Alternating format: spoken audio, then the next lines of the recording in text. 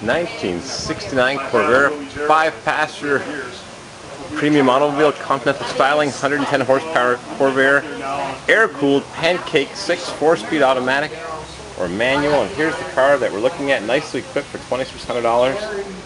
The fellow has made a nice banner for the car. 69, last year of Corvair production. This car is loaded with telescopic steering, AM/FM multiplex clock. It's even got rear seat speaker control. 1960s tunes in the AM/FM multiplex with factory installed speakers. Half in the door panel and a little bit less than half in the door. That's the way GM did it. Remote mirror. Final assembly, Ypsilanti, Michigan. Yeah, that's where they made them. 4228. The last half of the production run for 1965. It ended May 14th. We went to meet the maker, and this car may have been coming down the assembly line right near the end. It's got dual exhaust, which only would have come on a 140. This is a 110, so the aftermarket offers a 140 style for the 110, which has smaller exhaust manifolds. Nice center console. Padded dash. Probably a low miles car. Lots of people saved these. Thought they'd become collectible one day.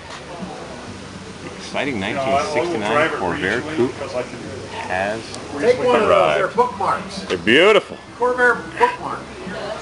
I know some guy that makes videos for YouTube. They call him CORVAIRWILD. He ought to have a fancy card like that. Pretty cool. Lovely Corvair. This thing is loaded. Is this Regal red? Garnet. Garnet red. It's got multiplex AM/FM rear seat speaker control, telescopic clock, Got a rear defogger. and a rear defogger, and the very rare optional reading lamp rear view mirror.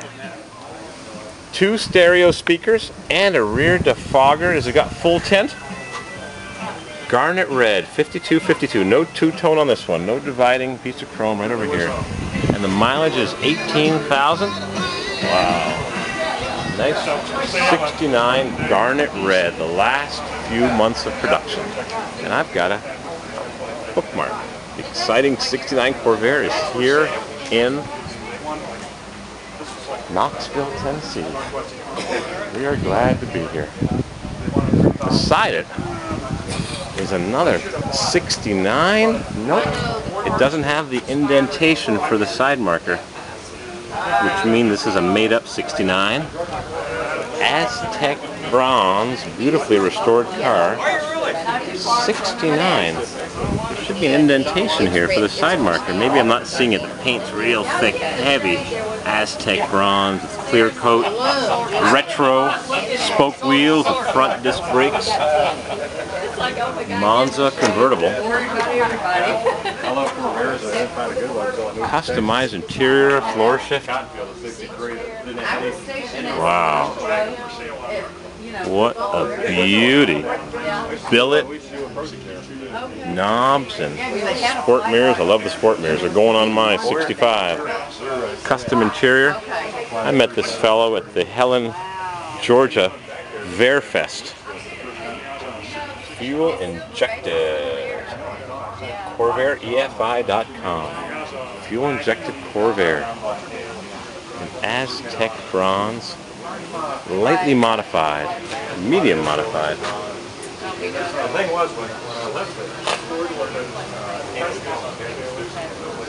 What a beauty. Wow. Gorgeous car. 1965 with a 66 grill bar, air-conditioned remote control mirror. That's rare. The exterior remote control mirror, wood wheel, Corsa, yellow with a white interior. What's the color of this yellow? Butternut yellow? Crocus yellow. Crocus yellow. 140 4-speed. Look how clean. Some people keep their cars looking so good. Rear mounted antenna, full tinted glass, late model Corvette mags, Camaro mags, 66 Corsa with a 65 interior. Factory air. Cool that interior down. was just talking to a fellow who puts on factory-style air conditioning. Runs the hoses through that grommet right there for the antenna access. Interesting. Clean that up. What a beautiful car with a white interior. Lovely. Lovely, lovely car. Almost at the end of the Concourse cars.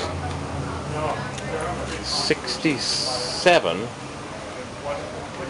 for sale. Dual master cylinder. First year for all the safety items on a Corvair. Light green, willow green with bumper guards, white walls, hubcaps. 110 turbo air automatic transmission with spring ring battery cables. So many beautiful cars in the Concourse. Gets you spoiled. And the last car here is a race car. It's not a Yenko Stinger. It is mid-engine V8 small block Chevy. Holy cow. External oil cooler. It's got the radiator up front. Big 4-barrel, probably a double pumper. Mid-engine Corvair. Wow, this thing must go fast. Got a trunk in the back. And a trunk in the front, and no room for passengers, and we don't care because we don't need no stinking passengers.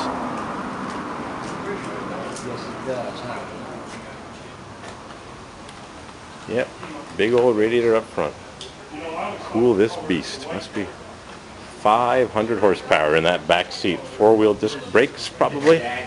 Wildwood brakes. With the biggest motor you can find in the smallest car. Yep, 4-wheel disc brakes. Look at those meats. I bet he needs every inch of that big rubber for traction.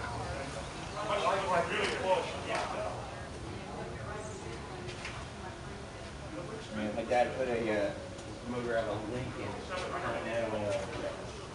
I wonder what kind of transaxle he's got in this thing. I can't tell. Looks like he has a turbo 350 in this. Huh. I'm not kidding. You watching this, Mr. Spike the Punk?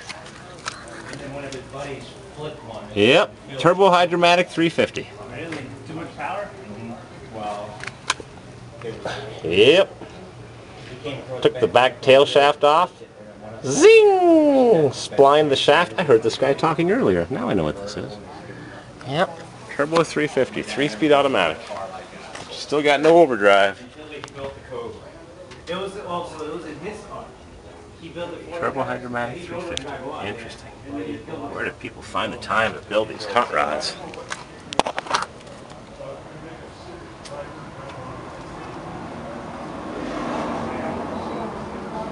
Amazing. That's it for the Concourse. Wander over to the non-stock cars over there.